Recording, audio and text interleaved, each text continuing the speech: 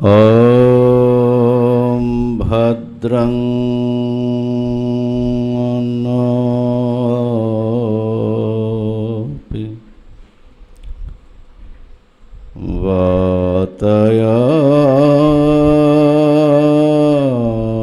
वातयामनः।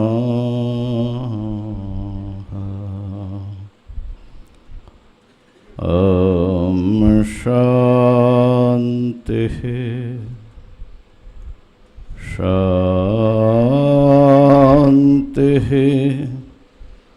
शान्तिः।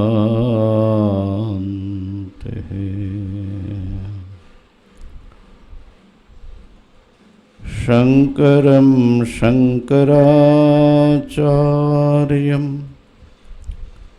केशवं बादरायणम्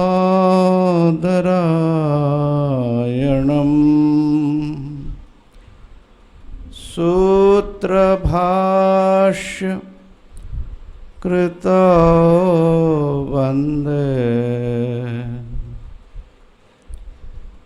भगवन्तो पुनः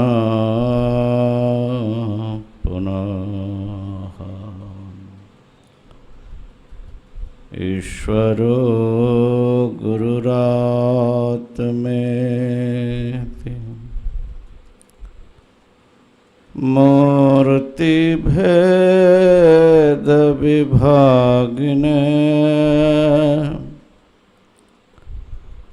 व्योमवद् व्याप्तदेहाय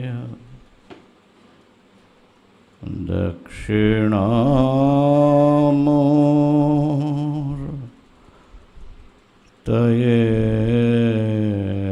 नमः।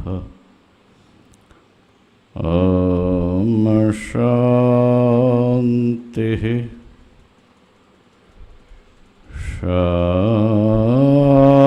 शान्तिः शान्तिः।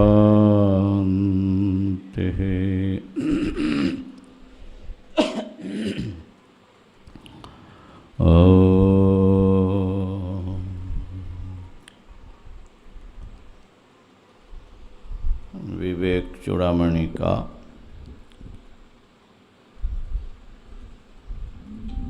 30वां श्लोक है, उच्चारण कर लेते हैं।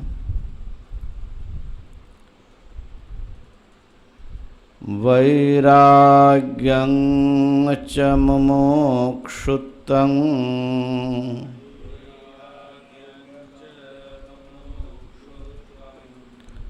तीव्रं यस्य तु विद्यते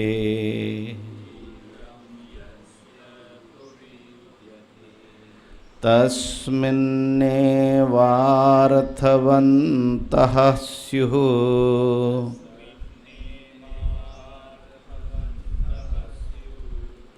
फलवन्तः शमादयः।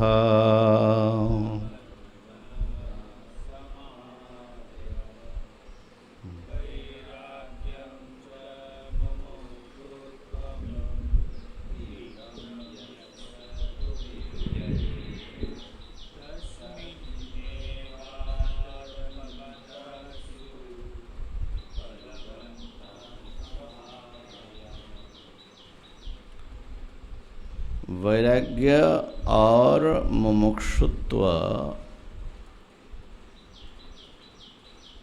जिस साधक में तीव्र होती हैं, वैराग्य भी तीव्र और मुमुक्षा भी तीव्र। तस्मिन्नेव उसी साधक में, उस साधक में ही शमादयः शमदमादि अर्थवन्तः स्युः फलवन्तः स्युः। अर्थवान हो जाते हैं और फलवान होते हैं। अर्थवान माने चरितार्थ हो जाते हैं, उनका प्रयोजन पूर्ण होता है, सार्थक होता है, और फलवान माने सफल हो जाते हैं। तो तीव्र वैराग्य और तीव्र मुमुक्षा रहने पर ही समाधि सफल होते हैं, सार्थक होते हैं, और फल यहाँ पर साधुन चतुष्टय का ब्रह्म साक्षात्कार के द्वारा मुक्ति ही है। माने उनको ही मुक्ति की प्राप्ति हो सकती है, होती है। तो हम लोग वैराग्य की चर्चा कर रहे थे, और वैराग्य में मृदु, मध्य और तीव्र, ये 3 भाग का विवेचन कर रहे थे। मृदु वैराग्य में साधना प्रारंभ होती है, मध्य वैराग्य में साधना अच्छी तरह चलती हैं, बीच बीच में भोग के द्वारा, भोग वासना के द्वारा बाधित होती है, और तीव्र वैराग्य में वो निरंतर साधना चलती रहती है।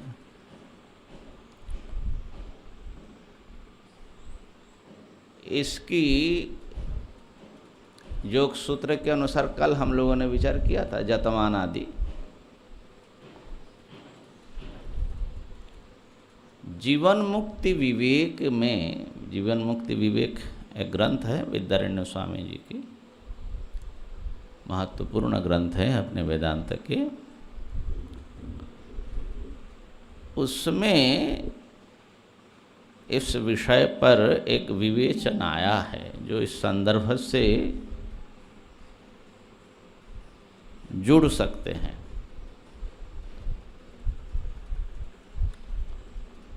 वैसे तो वहाँ पर संन्यास की चर्चा हो रही है। संन्यास, कुटीचक, बहुदक, हंस, परमहंस, ऐसा 4 विभाग संन्यास आश्रम के भी बताया गया। ये संन्यास विधायक शास्त्र आदि में ही है, माने संन्यास उपनिषद आदि में ये सब है, नारद परिव्राजक जो मूल संन्यास के। तो वहाँ पर वैराग्य की चर्चा आई, क्योंकि वैराग्यवान को ही संन्यास लेने का अधिकार होता है, वैराग्य ही अधिकार है। हाँ, यद अहरेव विरजेत तद अहरेव प्रव्रजेत। ये जो है जावाल श्रुति हैं, जावाल उपनिषद हैं। जिस दिन वैराग्य हो जाए, यद आहा, आहा माने दिन, अहरेव, जिस दिन ही विरजित, आपको वैराग्य हो जाए, संसार के भोग्य वस्तु के प्रति आपका मन भर जाए, ये नहीं चाहिए। हमको परम ज्ञान, परमात्मा की आवश्यकता है। तद अहरेव प्रव्रजित, उसी दिन चल देना चाहिए, उसी दिन संन्यास ले लेना चाहिए। क्या समस्या है वैराग्य के बाद भी? हाँ हाँ, किस दिन पता चलेगा कि विरजित प्रव्रजित वाला कैसे पता चलेगा? जिस दिन वैराग्य आएगा उसी दिन आपको प्रव्रजा, बल्कि श्रुति कह रहे ले लेना चाहिए। प्रव्रजित विधि है ना, विधि है, उसी दिन संन्यास ले लो। अब कालक्षेप फालतू का है। कुछ लोग कहते हैं कि उसी,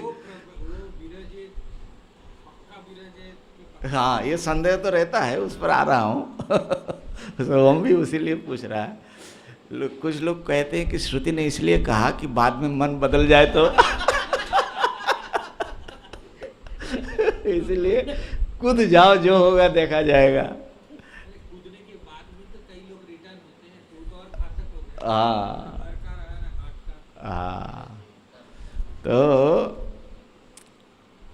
उनका ये कहना है उन लोगों का, क्या है एक बार कूद जाएंगे तो थोड़ी बेशी कमोबेश रहेगी तो वो धक्का धक्की से सब निकल जाएगा। 2-4 अगर वापस आ जाते तो कोई हर्जा नहीं है, लेकिन 50 निकल जाएगा बोलते हैं। खैर वो तो एक माने विचार हैं, लेकिन शास्त्र का क्या कथन है इस विषय पर? तो जिस दिन आपको वैराग्य हो जाए उसी दिन आप संन्यास लेने के अधिकारी बन जाते शास्त्र की दृष्टि से। और आप अगर संन्यास लेकर के निकल पड़ते हैं तो आपको कोई धर्मशास्त्र रोक नहीं सकता। माने ये नहीं कह सकता कि इसने कर्तव्य नहीं किया, फलाना नहीं किया, पिता का कर्तव्य नहीं निभाया, पुत्र का कर्तव्य, वो सब जो हैं आपके लिए खत्म। ये माने शास्त्र कह रहा है ना। एक बार हमको याद है वहाँ कनखल में कई वर्ष पहले रघुनाथ गिरी जी एक बड़े अच्छे विद्वान महामंडलेश्वर जी थे, यहीं पास में। हाँ, और काफ़ी माने सुपठित बड़े अच्छे महापुरुष थे। तो कुछ किस कारण से मीटिंग हो रही है, कुछ अखाड़े वखाड़े भी आया है, तो सब लोग पहुँचे हैं। त्यागमूर्ति जी महाराज भी गए, हम भी उसमें सम्मिलित हैं। तो अग्नि अखाड़े वाले आए थे। अग्नि अखाड़े वाले एक महंत ने कह दिया कि हमारा तो संन्यास हो ही नहीं सकता। माने अग्नि अखाड़ा तो ब्रह्मचर्य का अखाड़ा है, संन्यास के ऊपर कुछ, अच्छा हाँ, आचार्य शंकर की कुछ संन्यास जयंती या ऐसा सब चल रहा था। माने हाँ, किसी ने कह दिया कि कली युग में संन्यास नहीं हो सकता, ये सब भी है। हाँ, तो उन्होंने महंत जी ने कह दिया अग्नि अखाड़े के कि हमारा तो संन्यास हो ही नहीं सकता, हम लोग तो ब्रह्मचारी रहते हैं। तो रघुनाथपुरी जी जो है बड़े शास्त्रीय व्यक्ति थे, कहा कि कैसे नहीं हो सकता। श्रुति कह रही कि जद हरेव विरजित तद हरेव प्रव्रजित।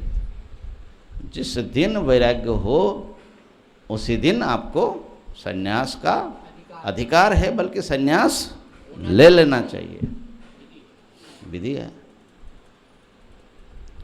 अब महंत जी घबराए, पढ़े लिखे तो माने शास्त्र ज्ञान तो था नहीं उन लोगों का, तो बेचारा एकदम ऐसा जैसे कोई माने जोंक के मुंह पर जैसे नमक छिड़े ना। तो हमारे जो मैं ये बताना चाहता क्लिक किया कि माने ये मंत्र जो हैं जाबाल श्रुति कितने महत्वपूर्ण श्रुति है संन्यास जीवन के लिए, सन्यासी के लिए, साधक के लिए, साधक के लिए। क्योंकि और सारे प्रश्न कलियुग फलयुग सब खत्म हो जाता है, क्योंकि वहाँ नॉन कंडीशनल है। श्रुति में जिस दिन, ये नहीं कहा कि कली छोड़ करके, तो श्रुति जो कह रही है अपौरुषेय श्रुति है, वेद मंत्र स्वयं कह रही कि जिस दिन आपको वैराग्य हो जाए उसी दिन आपको संन्यास का अधिकार है। हाँ, फिर भी अगर आप किसी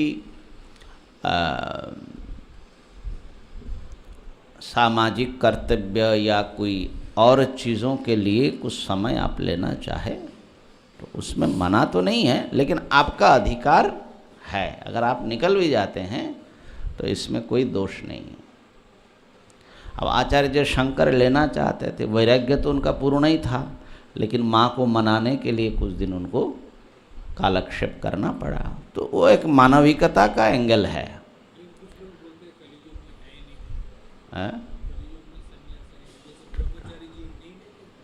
ना, उन्होंने दूसरे कारण से नहीं लिया। ब्रह्मचारी जी का मन था कि मेरा ये शरीर जो है अग्नि में जाएगा, संन्यास लेने से अग्नि में जला नहीं सकते उनका। हाँ, तो उनका भस्मांतगम शरीरम वो जो है उसका उनका आकर्षण था।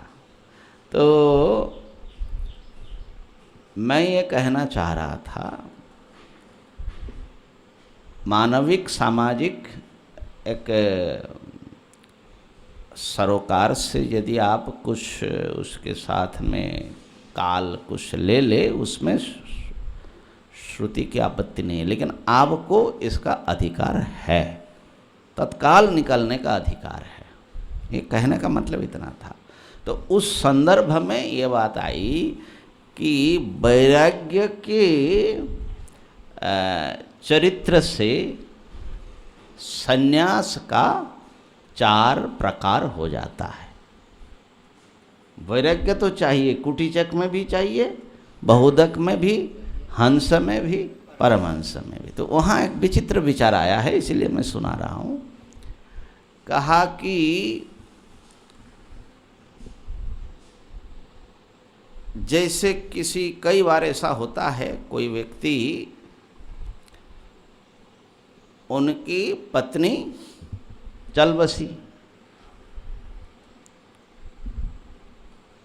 तो वो व्यक्ति जो हैं क्या करे? अब ये विधुर हो गया है ना। तो या तो शास्त्र के अनुसार, क्योंकि वो अग्निहोत्र आदि कर्म करते हैं और बिना पत्नी का वो सब हो नहीं सकता। गृहस्थ आश्रम में रह करके जो नित्य अग्निहोत्र आदि जो भी माने उसका कर्तव्य है, शस्त्रिकम धर्ममाचरित, स्त्री साथ लेकर के ही आप गृहस्थ धर्मों का आचरण करेंगे। स्त्री तो है नहीं, तो आपके लिए 2 ऑप्शन है। अगर आप में गृहस्थाश्रम के प्रति आकर्षण है, राग है, तो आप दोबारा शादी करें और फिर स्त्री को साथ लेकर के धर्मों का पालन करें, या तो आप घर छोड़े, अनाश्रमी नहीं रहना चाहिए, या गृहस्थी बनो या सन्यासी बनो ना। वो तो दूसरी बात है, उनकी पत्नी तो मरी नहीं थी, है ना, तो वो दूसरी बात है। और ऐसा भी हो सकता है, अगर ऐसे ही हो, इतना पत्नी भक्त हो तो लेकिन उनको जो है बहुत बार देखा गया, जब पत्नी चली जाती हैं तो पुरुष के मन में एक बड़ा जो है वैराग्य आ जाता है, उदासीनता आ जाती है, बड़ी एक माने संसार के प्रति आकर्षण उनका खत्म हो जाता है। ऐसा स्वाभाविक है, क्योंकि 50-60 साल मान लो कि एक साथ में गुजरते हैं, सब सुख दुख एक साथ में बांटते हैं, तो एकाएक के व्यक्ति जो हैं एकदम अकेला हो जाता है।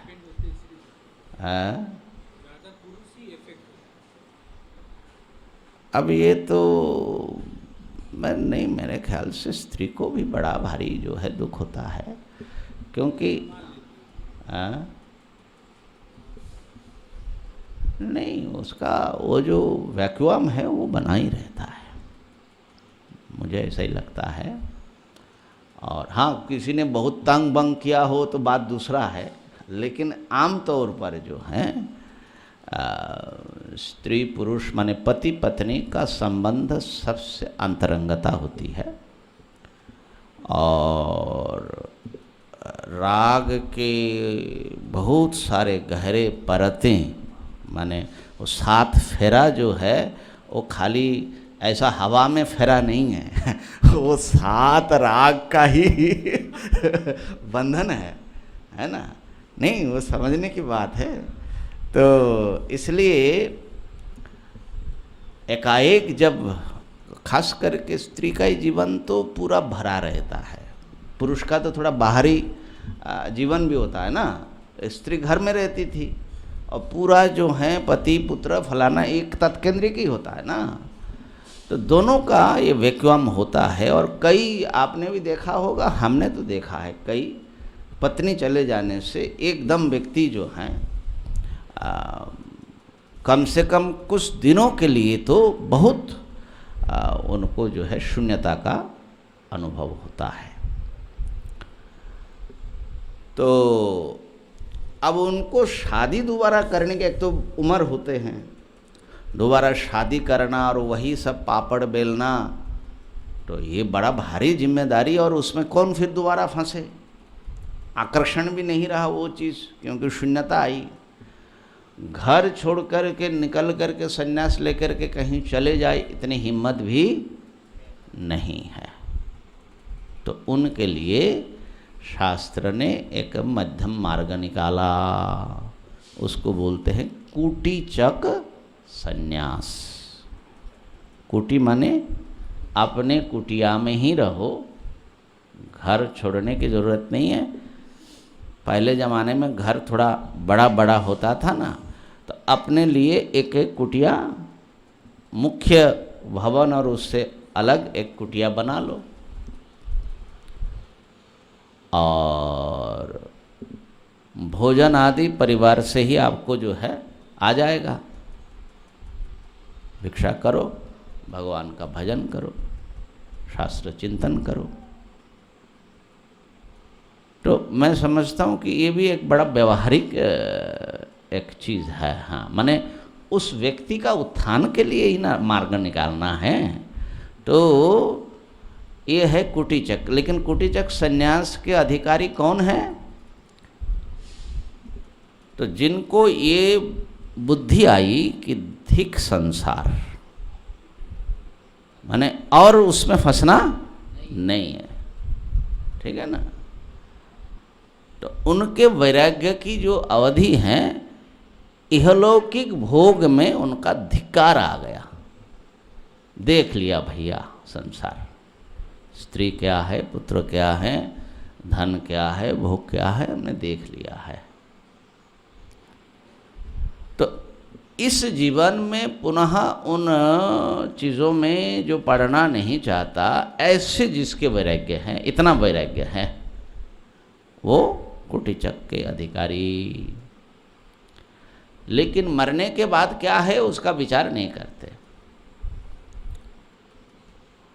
अब कम से कम सत्कर्म आदि करे, और जो है संन्यास लेना भी एक अच्छा संस्कार है।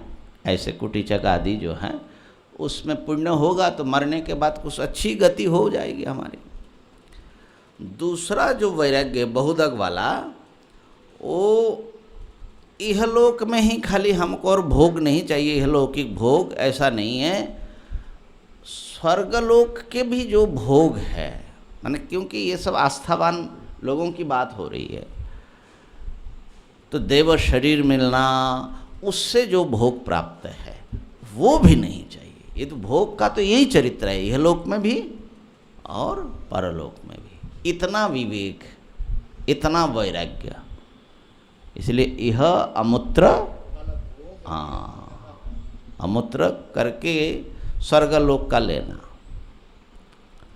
धिक्कार है। ऐसे भोग नहीं चाहिए, क्योंकि भोग की क्षणिकता, असारता आदि दिख रही है, इससे तो आत्मा भर नहीं रही है। तो ऐसे व्यक्ति बहुदक संन्यास के अधिकारी है। बहुदक बोलते हैं अपने घर में अब वो नहीं रहता है, लेकिन अपने गांव में ही या एक दो गांव में ही घूमते रहते। उनका जो है गांव के बाहर कुछ कुटिया उटिया बना ले, तो भिक्षा मांग करके खाए, अनेक कुओं का पानी पिए। बहु उदक, वो घर में रहने वाला तो एक ही कुएं का पानी पीता है, माने एक ही घर से भोजन लेने से मतलब है। तो इनका वैराग्य थोड़ा अधिक है, बहुदक, और निश्चित रूप से उसकी साधना भी उससे उत्कृष्ट होगा, क्योंकि वो जो है अपने मान सम्मान आदि का भी पीछे कर दिया, घरों से भिक्षा मांग के खाते हैं, भगवान का भजन करते हैं। ऐसे भी लोग हम लोगों ने गाँव में देखा है, ऐसे भी लोग होते, आज भी होते हैं। एक दो जो हैं अपने घर छोड़ करके मंदिर वंदिर जो भी हैं वहाँ आ जाते हैं, मंदिर की सेवा उवा करते हैं, अपना भजन करते हैं, रोटी मिल जाती है भगवान की दया से, घर से कोई ज़्यादा लगाव नहीं रखते। तीसरे प्रकार के सन्यास है हंस सन्यास, हंस सन्यासी होते हैं वो लोग, ये और उत्कृष्ट है। ये जो हैं हंस सन्यासी जो है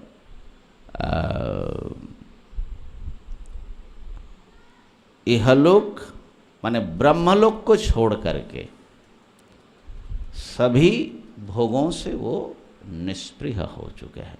अच्छा, मैंने शायद कुछ गलत कह रहा हूँ, क्योंकि कुटीचक में तो यह लौकिक भोग का परिहार है, लेकिन लौकिक भोग का परिहार उनका वैराग्य जो है इस जीवन तक ही चलता है। बहुदक वाला जो है माने इस शरीर के बाद कोई नया शरीर मिले तो उन सब भोगों के विषय में उनका विचार या विवेक प्रसरित नहीं होता। बहुदक वाला जो हैं इहलौकिक भोग इस जन्म में भी और दूसरे जन्म में भी ऐसे ही है सब, हाँ ठीक है ना। और हंस सन्यासी का जो वैराग्य है तो ब्रह्मलोक के नीचे तक सारे भोगों से वो वितस्पृह है। ब्रह्मलोक माने वही समझ लीजिए कि अपने उपास्य लोक में जाना, और ये जो ब्रह्मलोक की जो महिमा है, हिरण्यगर्भ का जो ऐश्वर्य है, उसके आकर्षण उसको बना रहता है। माने इसको श्रेष्ठ भक्त यदि कहें, भक्त भी जैसे अपने उपास्य के योग को प्राप्त करना चाहता है, ऐसी कुछ मनोदशा वाले। हाँ, उस उपनिषद के अनुसार ऐसे लगता है, क्योंकि हिरण्यगर्भलोक या ब्रह्मलोक में जो जाते हैं उनको भी सायुज्य सालोक्य आदि प्राप्त होती है उपासना की गति के अनुसार, है ना।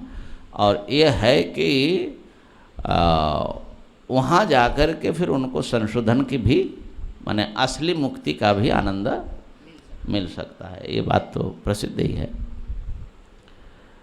तो ये जो हंस सन्यासी हैं ये भक्ति का, उपासना का आनंद लेते हैं, इसके अतिरिक्त बाकी समस्त भोगों से वो विरक्त हैं। तो इसको आप भजनानंदी भी कह सकते हैं, भजन का आनंद लेना माने भजन माने सगुण स्वरूप का। तो ये भी वैराग्य का ही एक रूप है। और परमहंस जो हैं वो ब्रह्मलोक तक माने जितने भी भोग्य पदार्थ हैं सब में विरक्त हैं, केवल आत्मा ही उनका प्राप्तव्य होता है। वो परमहंस सन्यास के अधिकारी होते हैं। तो हंस सन्यासी घर और गांव से निकल करके किसी तीर्थ क्षेत्र में चले जाते हैं। एक प्रकार से शरीर छोड़ने के लिए हरिद्वार आ गए, काशी चले गए। हमारे तो 7 पुरी है भैया मोक्षदायी भारत में, है ना।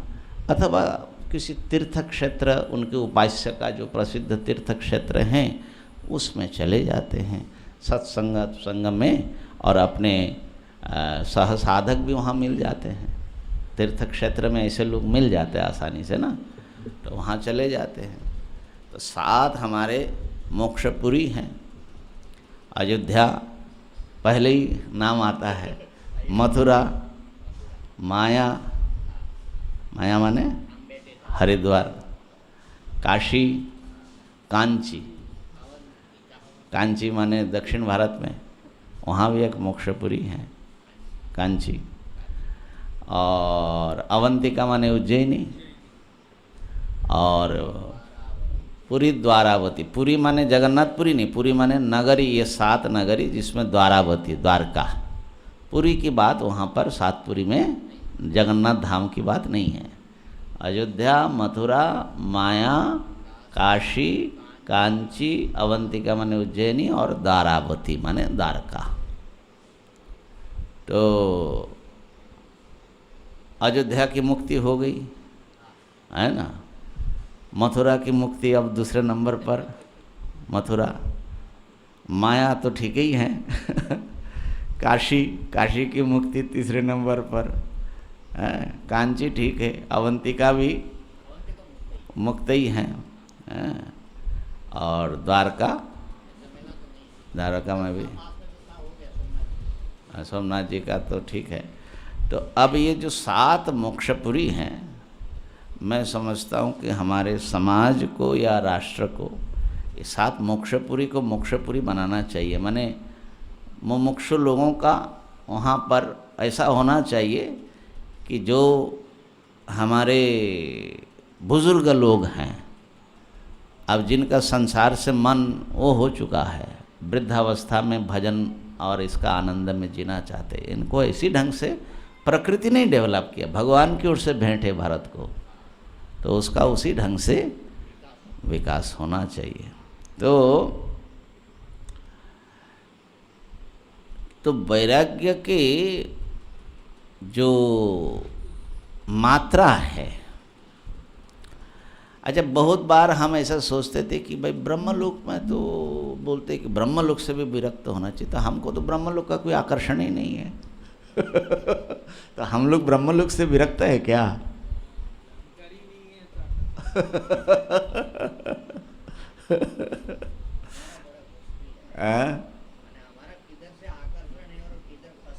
हाँ वो भी अभी पता करना बड़ा मुश्किल है क्लियरिटी उसमें भी जो तो भैया जो शुकर है मल मूत्र में पड़ा रहता है, उसका वही मुख्य भोजन है। उसको यदि षोडशोपचार सब राजभोग 64 व्यंजन के साथ उसको दो, उसको पसंद आएगा? तो क्या वो उसको वैराग्य है? तो हम लोगों को तो ब्रह्मलोक का ना ज्ञान है ना इंद्रलोक का ज्ञान है। जब वैसा सामने आएगा और वैसी बुद्धि बनेगी तब ना पता चलेगा। तो इसीलिए वैराग्य नहीं है ब्रह्मलोक से भी और स्वर्गलोक से भी, है ना। वो तो टेस्ट करने के लिए सुनते हैं, बीच बीच में इंद्र जो है खलल डाल देते हैं है ना। तो तब पता लगता है कि कहाँ तक राग है और कहाँ तक वैराग्य है। तो वैराग्य जो है तीव्र हो, अर्थात परमात्मा से अतिरिक्त संसार के कोई भी पदार्थ हमें नहीं चाहिए। किसी प्रकार के भी भोग जो हमारे आत्मा से भिन्न कहीं पर हो वो हमको नहीं चाहिए। ऐसे जो भोगेच्छा का अभाव है, यह मूत्रार्थ फल भोग विराग, भोग में जो राग न होना माने इच्छा न होना, उसका नाम है वैराग्य। तो ऐसे तीव्र वैराग्य वाले, और उनकी मुमुक्षा भी मेरे ख्याल से तीव्र हो जाता है साथ ही साथ, क्योंकि अनित्य में विकर्षण, नित्य में आकर्षण। तो तीव्र वैराग्य वाले, लेकिन तीव्र वैराग्य हो कैसे? कल हम लोगों ने थोड़ा विचार किया था कि वैराग्य कैसे हो। हमारे राग की चिकित्सा, देखिए साधना का एक बहुत बड़ा जो क्षेत्र है वो हमारे राग की चिकित्सा होनी चाहिए। ये राग ही रोग है, यही भवरोग है। तो राग की चिकित्सा कैसे हो? राग तो स्त्री पुत्र के राग है, धन के प्रति, जन के प्रति, पद, पावर, इन सब के प्रति, है ना। तो ये सब राग हमारा कैसे कटे?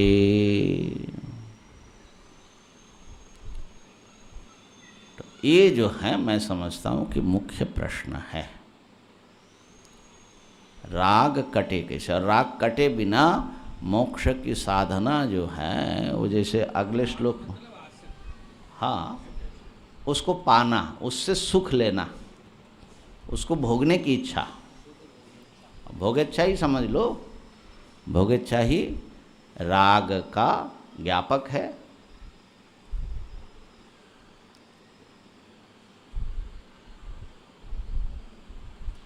तो राग कैसे कटेगा?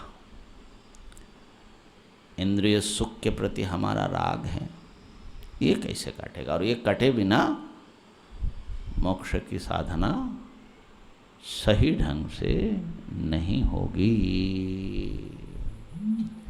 ओ गुरुजी उदाहरण देते हैं ना, देते थे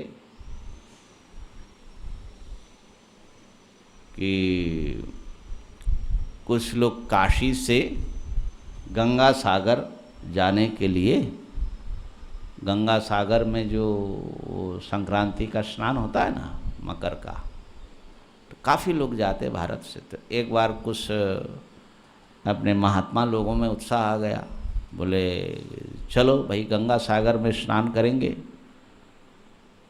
नाव लेकर के चलेंगे खेते हुए, हाँ नाव से, और 2-3 दिन में पहुंच जाएंगे आनंद लेते लेते, है ना। तो ये लोग जो हैं अपना सामान वामान ले करके सब वो ले करके एक नाव में बैठ गए और खेने लग गए। सायंकाल में बैठा कि रात भर जो है एक एक करके खेते जाएंगे, सोते जाएंगे, माने दिन रात चलेगा नाव, कोई दिक्कत तो है नहीं। तो खेने लग गए नाव, और नाव जो है बड़े गति से जो है इधर उधर हिलता है। अरे बड़े खुश हो रहे भाई, बड़ा तेजी से चल रहे, मारो छैया छैया। तो अब असल में सब थे भंगेड़ी, तो भांग भांग पी करके लगे ना। तो रात भर खेते रहे, और जब भोर भोर होने लगा, बोले कि भाई कहाँ तक पहुँचे हैं? अभी तो भोर हो रहा है। बोले हाँ बहुत दूर तक तो पहुँच गए। बोले वो जो है बहुत दूर वो पुलिया दिख रही है। बोले वो पटना वाला पुल आ गया होगा। हाँ पटना पहुँच गया गंगा जी से। बोला अच्छा अच्छा, तो तब तक थोड़ा सा और प्रकाश हुआ। बोले कि अरे ये तो घाट पर वो मंदिर की चूड़ा भी दिख रही है, हमारे जो प्रयाग घाट का मंदिर ही जैसा है। बोले अच्छा। बोले हाँ ये तो मंदिर जैसा, क्या पटना में भी ऐसा घाट बन गया क्या? फिर धीरे धीरे इधर उधर देखने लगे, अरे भाई उस गंगा जी के उस पार में हमारे बनारस जैसा ही वो सारे उस समय जंगल थे ना, बड़ा खूबसूरत दिखता था वो पार। कहाँ पहुँचे ये, बड़े वहाँ पर हमें लग गए कि कितने कहाँ पहुँच गए हम लोग। फिर घूम-घाम करके देखा कि अरे ये तो काशी का ही घाट मालूम पड़ रहा है, वही तो अहिल्याबाई घाट लिखा हुआ है जहाँ से हम लोग छूटे थे। रात भर चलाया हम लोग, कहाँ पहुँचे, कुछ पहुँचे ही नहीं।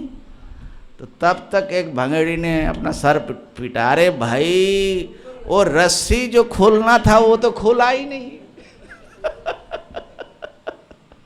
रस्सी तो खुलाई नहीं और सारा मेहनत बहुत कर दिया, अब जहाँ का तहाँ है भैया। तो रस्सी क्या है? राग ही रस्सी है। तो इसलिए संसार में जो राग है ना, वैराग्य राग का नहीं है, भोग राग रसिका। तो ये अगले श्लोक में बता रहे ना कि विरक्तत्व जहाँ मंद है वहाँ तो मरु में सलिल जैसा भ्रम होता है, ऐसे शमदमादि गुण भी है और उसको क्या होगा।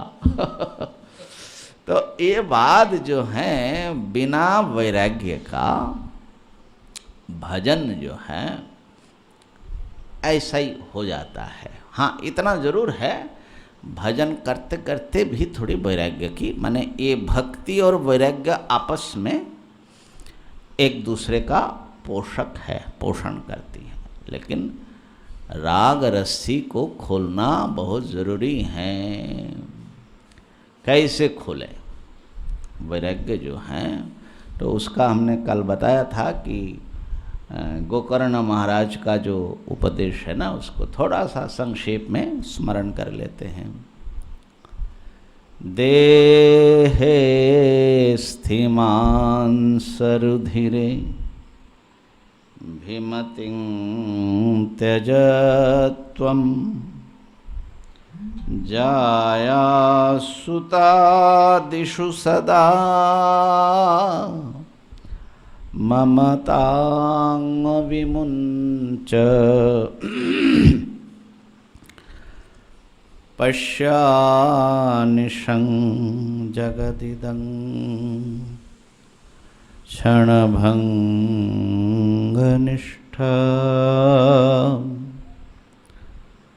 वैराग्यरागरसिको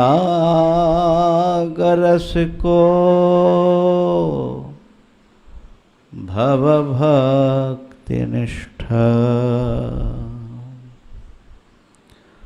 धर्मं भजस्व सततं त्यज लोकधर्मान्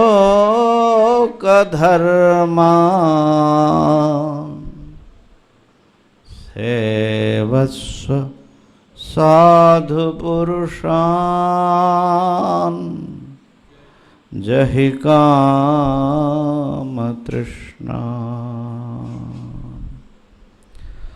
अन्यस्य दोषगुणचिन्तनमाशु मुक्त्वा सेवा कथारसमहो नितरां पिबा त्वम्। हमारे राग का सबसे बड़ा केंद्र ये शरीर है। इस देह में इतना राग है कि इसको अहम करके ही हमने पकड़ लिया, और हमारा जीवन लगभग देह केंद्रित है। जितने देर भजन करते हैं उसको अगर छोड़ दे, बहुत लोगों का तो भजन भी इस देह की स्वस्थता के लिए। आजकल तो स्वस्थता जो है बड़ी दुर्लभ चीज़ हो गई। शरीर को स्वस्थ रखने के लिए कितना कसरत और कितना कुछ कर रहे हैं, तो उस देह के लिए ही हो रहा है ना। हाँ, ये है कि देह स्वस्थ रहेगा तो कुछ भजन हो सकेगा। हमने देखा कि हमारे हाथ का जब दर्द बहुत बढ़ा हुआ था तो भजन बिल्कुल होना मुश्किल हो जाए, दर्द में ही हमेशा मन पड़ा रहता है। तो जावत स्वस्थम इदम कलेवरम, है ना, तब तक भजन कर लो भैया, बाद में पछताना ही पछताना है। शरीर रहेगा भी तो नहीं कर पाएंगे, शरीर की ऐसी कंडीशन हो जाती है। तो देहे अस्थि मांस रुधिरे, देह क्या है? हड्डी है, मांस है, खून है, आदि है। इसमें अभिमति जो तुम कर रहे हो कि मैं हूँ, मेरा है, मेरा है, मैं हूँ, मेरा है, कितनी ममता इस शरीर में। इसका त्याग करो। अस्थि क्या हड्डी आप हो सकते हैं? हड्डी चेतन हो सकता है, मांस चेतन है, खून चेतन है, आप तो चेतन हो।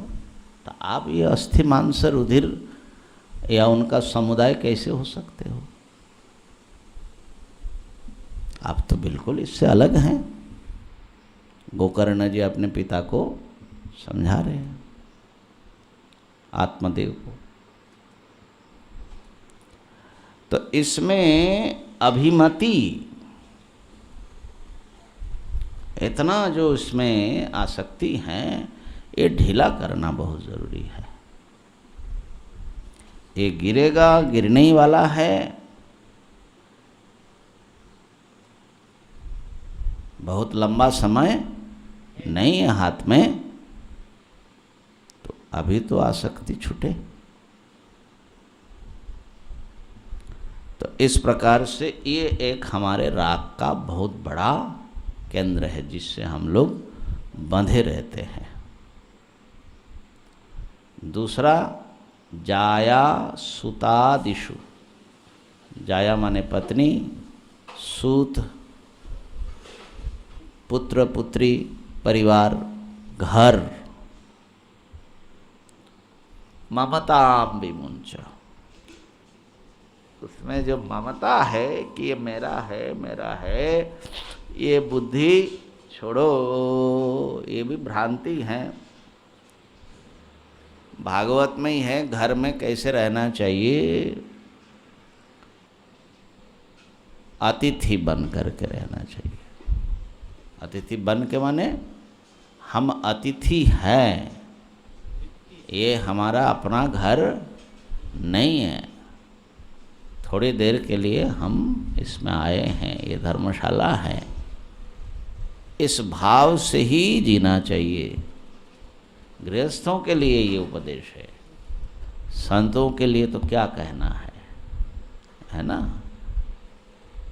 तो जाया सुतादिषु सदा ममतां विमुंच, ममता छोड़ो। कैसे छोड़े महाराज? पश्यानिशम जगदिदम क्षणभंग निष्ठम। देखो ये जगत क्षणभंग है, क्षणिक है, टूट जा रहा है, बदल रहा है, कोई चीज़ स्थिर नहीं है। ये अनिशम पश्यन, दिन रात इस बात को देखते रहे। यही मुख्य चीज़ राग काटने का, राग काटने का ये मुख्य आधार है। हर चीज़ हमारे सामने स्रोत में, काल स्रोत में बह करके कहाँ से कहाँ निकल चला जा रहा है। अभी इस क्षण में जो चीज़ें दिख रही है, अगले क्षण में वो बदल चुका है। हर शरीर, हर चीज़, हर कुछ बदल चुका है, भले हमको नज़र नहीं आ रहा है।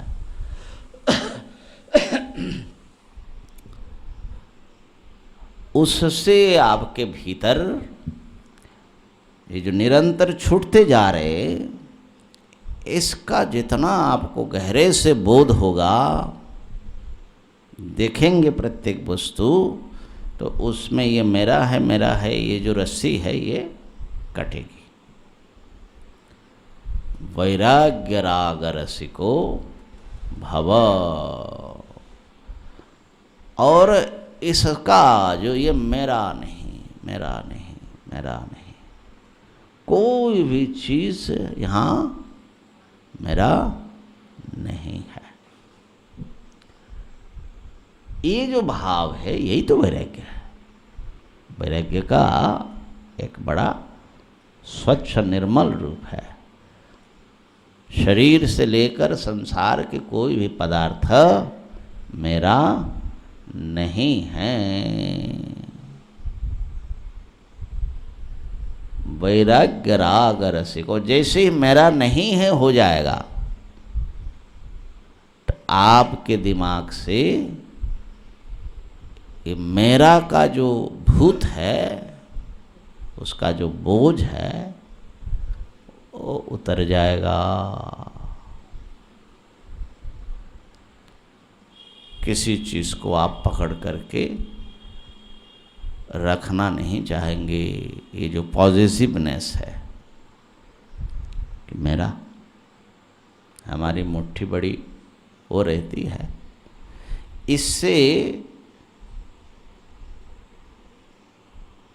जो लोगों के प्रति एक निर्मल प्रेम है वो डेवलप होगा। आसक्ति कम होगी तो स्वार्थ समाप्त होगा। तो उस समय जो प्रेम होगा वो आत्मा की दृष्टि से सब में प्रेम होगा। लेकिन नाम रूप जो है वो निरंतर बदल रहा है।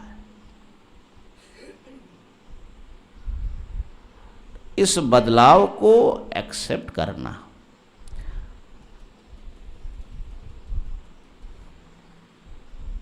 वैराग्य राग रसिको भव भक्ति निष्ठा।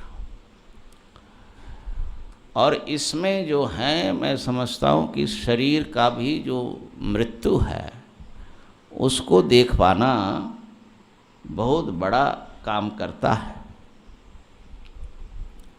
तो व्यक्ति जो है सबको बाय बाय करने के लिए, जब आप सब चीज़ों को बाय बाय करने के लिए तैयार हो जाते हैं तो वही समझ लो कि वैराग्य है, या बाय बाय कर देते हैं। हाँ, गठरी बांध दिए। अब ना लेना था वो ले लिया, बाकी सब जो है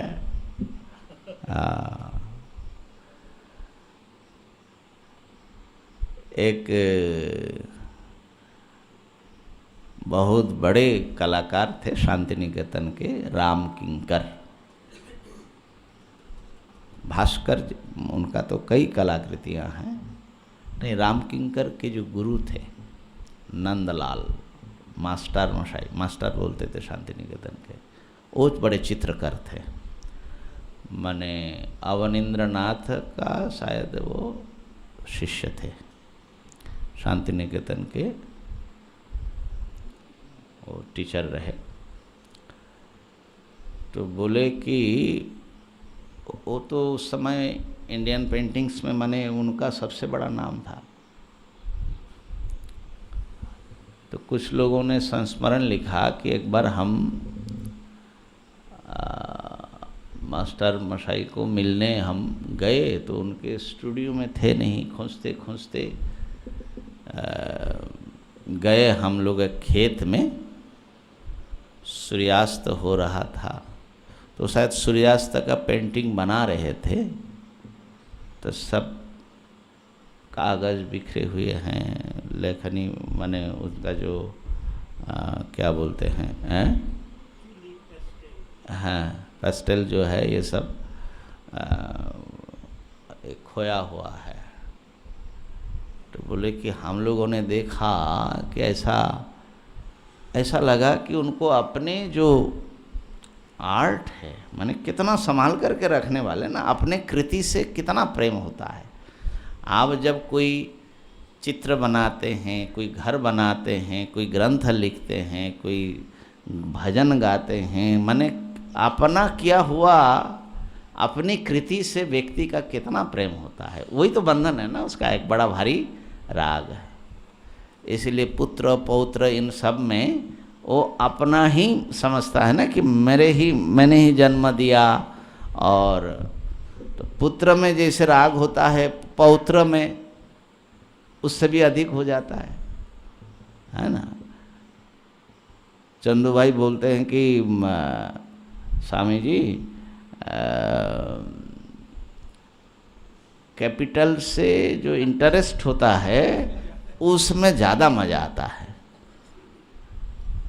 तो कैपिटल कौन है? कैपिटल है बेटा, और उनकी जो बेटियां हैं और माने उनके जो पोतियां हैं, बोले ये है इंटरेस्ट हमारा, ब्याज। तो बोले इसमें ज़्यादा सुख है। तो बात बहुत सही कहा है ना। बड़ा विवेकी है। तो हम लोग जो हैं अपने स्वयं अपने हाथ से व्यक्ति घर बसाता है। कितनी ममता, कितनी ऊर्जा, कितना समय और कितनी पसीना उसमें बहाता है। तो घर में आसक्ति नहीं होगा तो क्या होगा, है ना। हमारे एक महात्मा आए थे, कौन थे, शायद आप थे, वो नर्मदा परिक्रमा करके एक विरक्त महात्मा। तो कहा कि स्वामी जी ये आश्रम के ईंट में जो है ना, बोले ईंट जो है वो सीमेंट से नहीं जुड़ा है। हमने कहा कि सीमेंट से नहीं जुड़ा है, किससे जुड़ा है? बोले अपने हृदय की जो स्नेह है, ममता है, आसक्ति है, उससे जुड़ा है। अच्छा कैसे भैया? बोले इसमें कुछ खरोंच आ जाए तो वहाँ खरोंच नहीं होता, सीधे यहाँ पड़ता है। बोले कि एक एक ईंटा जो है ममता से जुड़ा हुआ है बाबा। तो ये जो इसको जब आप समेट लेते हैं ना, मेरा नहीं, मेरा नहीं, और जब आप यहाँ से बाई बाई करने की मन बना लेते हैं, हमको कि वैराग्य का चित्र, माने मास्टर मशाई को देख करके, शायद रामकिंकर कह रहे हैं या जो भी उनका संस्मरण है, कि मास्टर मशाई को देख करके हमको लगा कि वैराग्य क्या होता है। जिस व्यक्ति को जिस दिन अपने ही कृतियों से मोह समाप्त हो जाता है। सूर्य दिन भर उत्ताप देते हैं और शाम को बाई बाई करते हैं। तो वैराग्य राग रसिका। और ऐसे देखो, शायद गुवाहाटी में कि रांची में भागवत कथा करते करते ये बात निकली थी कि वैराग्य असल हमारे आत्मा का, असल में हमारे आत्मा का स्वभाव है, स्वाभाविक है वैराग्य। अगर वैराग्य न हो तो इंसान जी नहीं सकता। आप जो जिंदगी जिया बचपन से लेकर के आज तक, कौन से चीज़, कौन सी घटना, कौन से व्यक्ति आपने पकड़ करके रखा है? काल के प्रवाह में कौन कहाँ बह करके चला गया, आज याद भी नहीं आता। लेकिन उस समय तो उनके बिना हमको जीना ही मुश्किल मालूम पड़ता था। बचपन के साथियों को तो याद भी नहीं आता है। क्रीड़ा के जो साथी थे, कितने प्यारे प्यारे सब। तो काल के प्रवाह में, और पूर्व जन्म के जो हमारी पत्नी और पुत्र या जो भी अपने रहे होंगे, आज तो सामने भी आ जाए तो हम पहचानने का भी इनकार कर देते कि नहीं, हम कुछ नहीं पहचानते। तो ये जो हैं अनित्य घटनाओं से, अनित्य वस्तुओं से विराग है स्वाभाविक, लेकिन जो सामने उपस्थित है लगता है कि इसके बिना जो है चलेगा नहीं, ये हावी हो जाता है हमारी चेतना पर। और कितने चीज़ों को हम अनंत जन्म से, अगर जीवन अनंत हैं, कितने लोगों से हमारा एनकाउंटर हुआ, कितने बार संसार बसाया, कहाँ आज तो भूल करके भी याद नहीं आता। इसी जन्म का ही जब नहीं आता है तो पूर्व जन्म का तो क्या कहना है।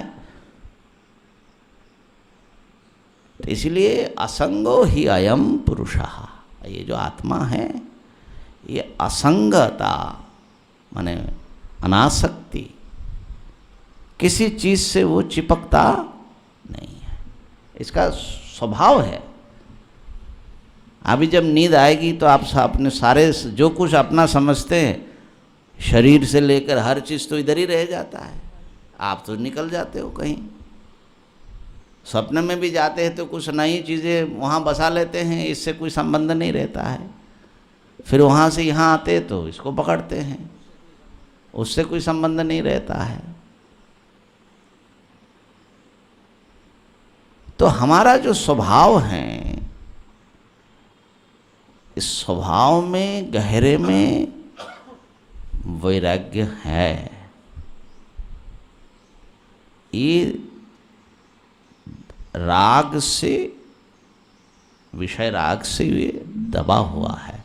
देखिए भगवान का जो भगवत्ता है, भगवान को भगवान क्यों कहते हैं? हाँ, धर्मस्य यशस श्रेय ज्ञान वैराग्योश्चैव षण्णांग भग इति रण। 6 चीज़ को भग कहा जाता है, और ये 6 चीज़ जिनके पास है उनका नाम भगवान है, माने भगवाले। तो उनके 6 संपदाओं में, और ये स्वाभाविक है सब भगवान में, ऐश्वर्य, संपूर्ण ऐश्वर्य, माने संकल्प मात्र से जो चाहे सो करे। धर्म परिपूर्ण है परमात्मा में। यश, उनके जैसा यश किसका होगा? सारे ग्रंथ तो उन्हीं के यश गाथे। श्री, संपत्ति, सौंदर्य और ज्ञान और वैराग्य, वैराग्य भी पूर्ण है उनमें, है ना। माने भगवान में, माने आत्मा का ये स्वाभाविक संपदा है वैराग्य। मेरे कहने का मतलब ये है, भगवान का वैराग्य कैसा होगा? सारा संसार उत्पन्न करते हैं, एक एक चीज अपने संकल्प से, माने अपने दिल से बनाते हैं सब। हाँ, चलाते हैं और समझ लेते हैं, है ना। न च मांग तानि कर्माणि निबध्नन्ति धनंजय उदासीन वदासीनम असक्तं तेषु कर्मसु। अपने कर्मों से, अपने कृतियों से कोई मोह उनका आसक्तम। ये सीखना है भैया, भगवान के चरित्र से ये सीखना है। भगवान माने हमारी आत्मा के रूप में वही है। आत्मा में जो ये असंगता है, असक्तं तेषु कर्मसु। नाम रूप निरंतर चेंज हो रहे, निरंतर परिवर्तन हो रहा है। परिवर्तन को होते दे। किसी को पकड़ करके जबरदस्ती कहो कि तुम ठहर जाओ, तुम जाना नहीं, आने वाले को आने दो, जाने वाले को जाने दो। कठिन काम है लगता है लेकिन ये वैराग्य का स्वरूप है भैया, ये वैराग्य का स्वरूप है। और इसका मतलब ये नहीं कि हम व्यक्ति से प्रेम नहीं करें, क्योंकि व्यक्ति नित्यो अनित्यानाम चेतनश्चेतनानाम, समस्त अनित्य में एक नित्य सत्ता है। तो उसमें कोई हमको जो हैं उनसे विद्वेष नहीं करना है। वो तो हमारे अपने देह इंद्रिय में जितना वैराग्य है उसमें भी उतना ही।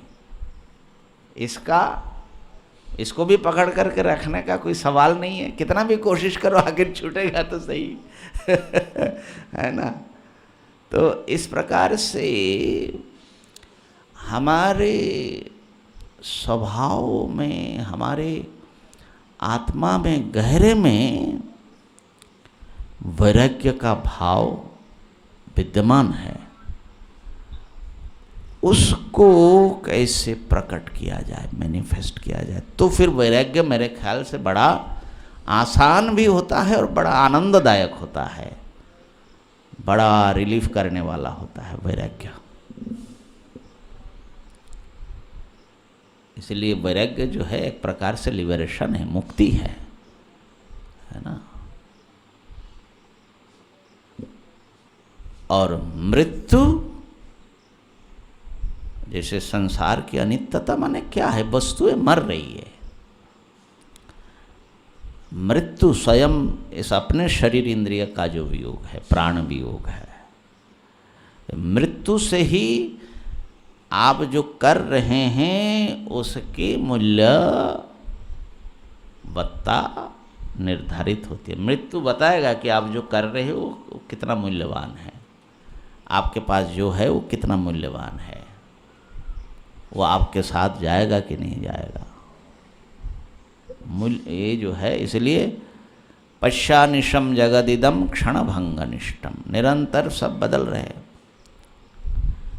कितने बार जो हैं हमने वो सुख भोगा, कितने बार आम खाया और खाते समय बड़ा आनंद लिया, अब नहीं है तो हा हो रहा है, अरे भैया आम का सीजन खत्म हो गया। लेकिन कमल अच्छा बोल रहा है, बोले महाराज आगम आप आई है। तो अब जो है आने वाला है और जाने वाला है ना, तो रोने से क्या फायदा। तो जो अनासक्त होता आगम अपायिनो नित्या, ये देखते हैं आने वाले जाने वाले, आद्यंतवंतः कौन्तेय न तेषु रमते बुधा, जो आदि वाला है और अंत हो जाने वाला है, उसमें जो समझदार है, इस संसार, समझदार माने संसार के चरित्र को जो समझ रहा है, वो इसमें रोते नहीं हैं, आसक्त नहीं करते। अब देखिए गुरुजी ने इतना बड़ा अपना एम्पायर खड़ा किया, शरीर से तो चले गए, ये तो रह गया।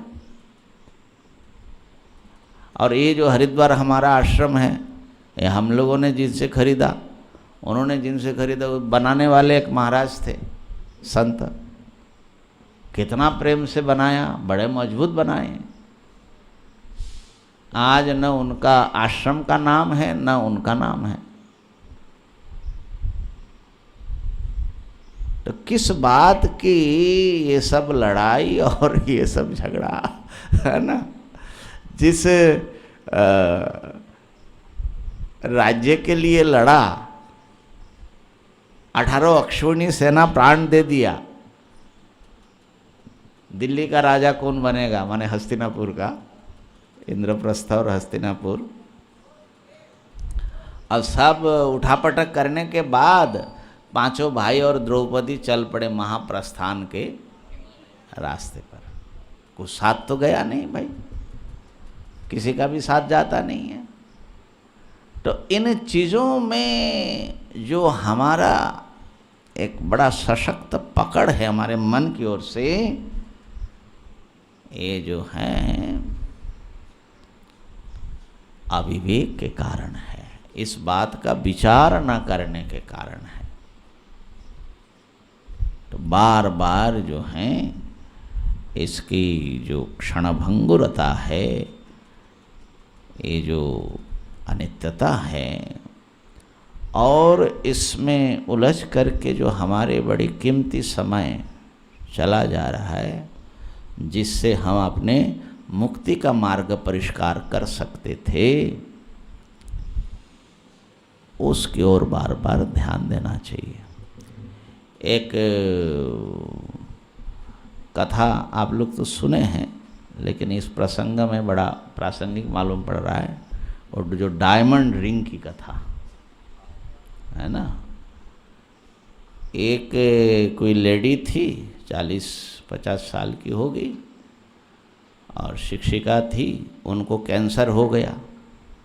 और कैंसर का तो लाइलाज है, आज तक कोई इलाज इसका है नहीं। और डॉक्टरों ने कह दिया कि बस अब तुम 2-3 महीना तुम्हारा है, कुछ नहीं हो सकता। तो एक संत जो हैं उनको काउंसिल करने के लिए कभी कभी उनके पास जाते थे।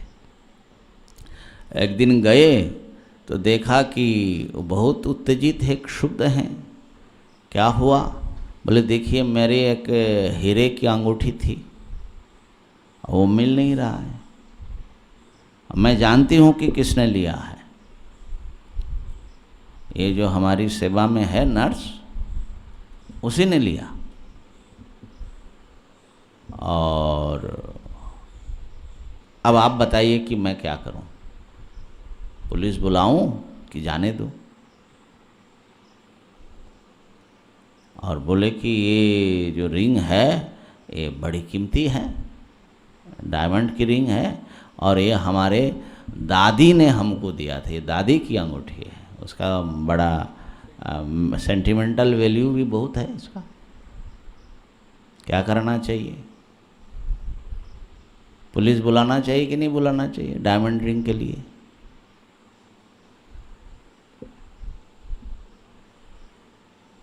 क्या करना चाहिए? पुलिस बुलाना चाहिए कि वैराग्य अवलंबन करना चाहिए? वैराग्य वाला होना चाहिए, और उसको ऐसे ही छोड़ दे।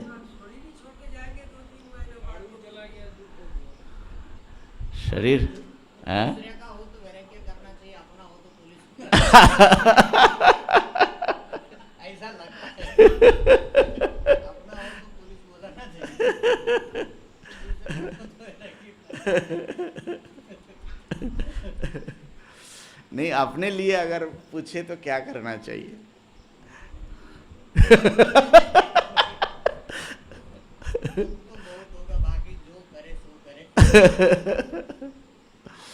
चला जाए।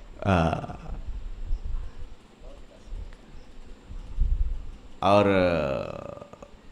जिसने चोरी किया उसको तो सजा देना भी धर्म का ही काम है ना, धर्म ही है, तो क्या करे? तो उस संत ने देखा कि बहुत जो है माने छटपटा रही है, आक्रोश में है। उन्होंने कहा कि भाई जो करना है वो तो आपको निर्णय करना है, लेकिन मैं आपसे कुछ प्रश्न पूछना चाहता हूँ। क्या तुम प्रश्न के उत्तर देने के लिए तैयार हो? तो नहीं तो फिर मैं बाद में आता हूँ। तो बोले कि वो लेडी जो है तैयार हो गई कि नहीं आप पूछिए। बोले ये प्रश्न जो है इसका उत्तर आपको स्वयं को अपने भीतर देना है, हमको बोलना बहुत ज़रूरी नहीं है। तो पहला प्रश्न, ये जो डायमंड रिंग है और ये जो तुम्हारा घर है और ये जो तुम्हारा शरीर है, ये सब जो हैं बहुत ही निकट भविष्य में, थोड़े दिन में ये सब के सब तुमसे छूट जाएगा कि नहीं छूट जाएगा?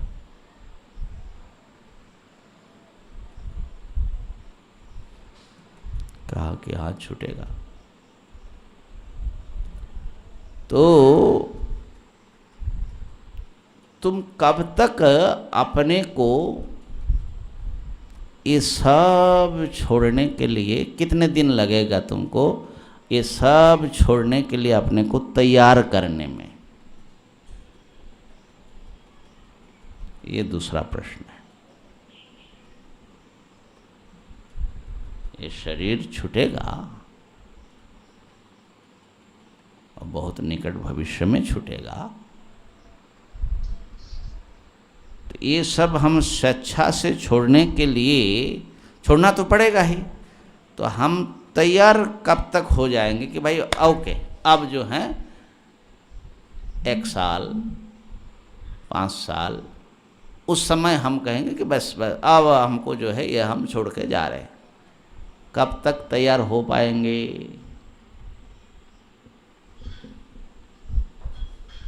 हैं?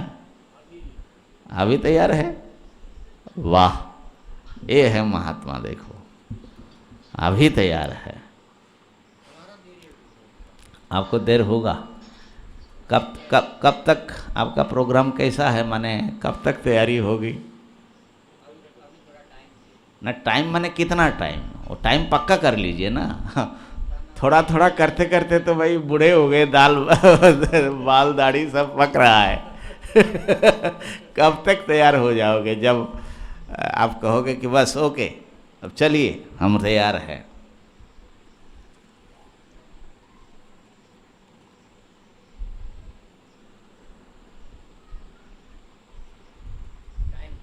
हाँ? सोचे ही नहीं, अब सोचना शुरू किया। माने आपको लगता है कि कभी आप बिल्कुल बड़े प्रेम से तैयार हो जाएंगे? ऐसा मन इच्छा तो ऐसा है। अब इतना सफलता होगी तो मुश्किल है। परंतु इच्छा है कि एकदम टोटली 100% रेडी हो जाए। हैं? एकदम 100% रेडी होकर के मेरे ख्याल से जो आज तैयार नहीं है वो कभी तैयार नहीं होता। क्योंकि वो अपने को भुलाता रहता है ना। हाँ, आज जो तैयारी नहीं है हमारी, माने इसमें हमारी आसक्ति है, ये रखना हम चाहते हैं, ये छोड़ना नहीं चाहते। नहीं, आपकी बात नहीं कर रहा हूँ, आप तो तैयार हो गए। तो अच्छा, तकलीफ क्या है? इसको छोड़ने से क्या हो जाएगा? तीसरा प्रश्न उनका कि ये छूटेगा तो क्या होगा?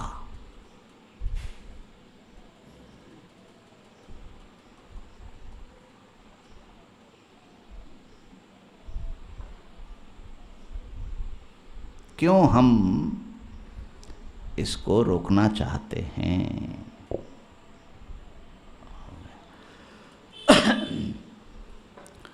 तो सब छूट जाएगा जो अपना है।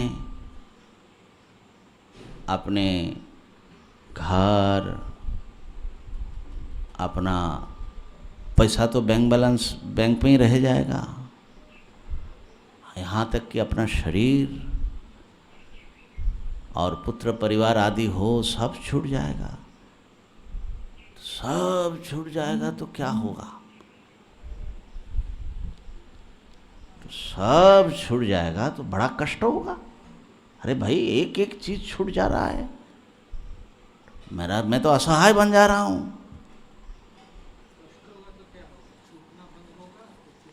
ना छूटेगा, लेकिन छूटने से सब जब छूट जाएगा तो बोले तब मेरा क्या होगा? सब छूट जाएगा तो मेरा क्या होगा?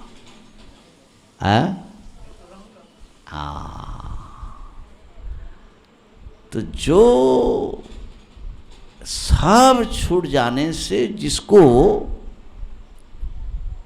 डर लग रहा है, जो कष्ट पा रहा है सब छूटने के डर से,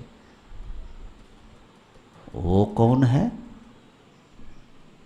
वो रह जाता है। वो कौन है?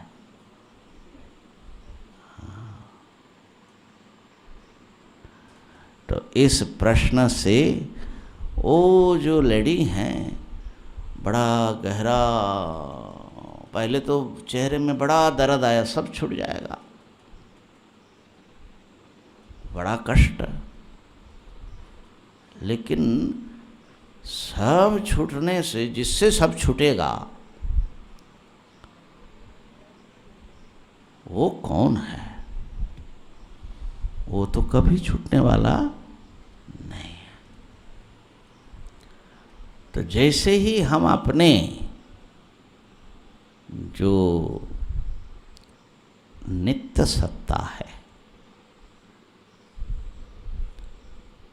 उसको जब हम आविष्कार करते हैं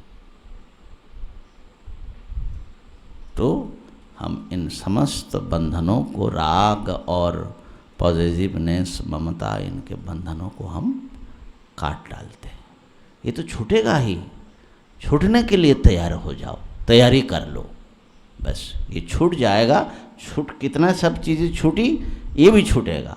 तो जो कुछ आप हासिल करना चाहते हो अभी आपकी महत्वाकांक्षा के रूप में, मैंने यहाँ पर इतना ही है कि जो युवा है उनको पाना है, जो बुढ़ा है उनको छोड़ना है ना।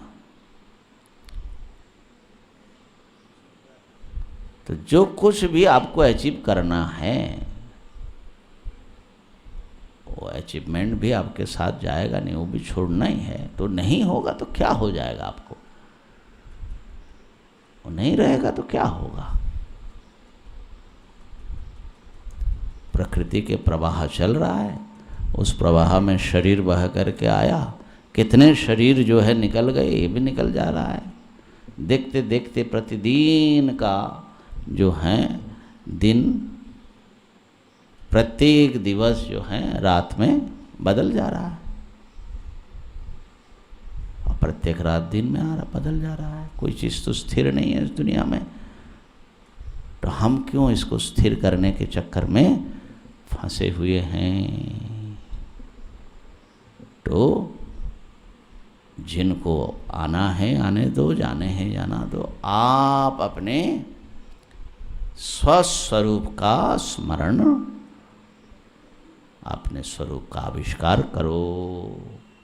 तो राग को काटने के लिए इस नित्य आत्मस्वरूप का जो स्मरण है और बाकी सब नाम रूप सारे चीज़ सब जो आने जाने वाले हैं, इस ज्ञान से ही असल में राग कट जाता है।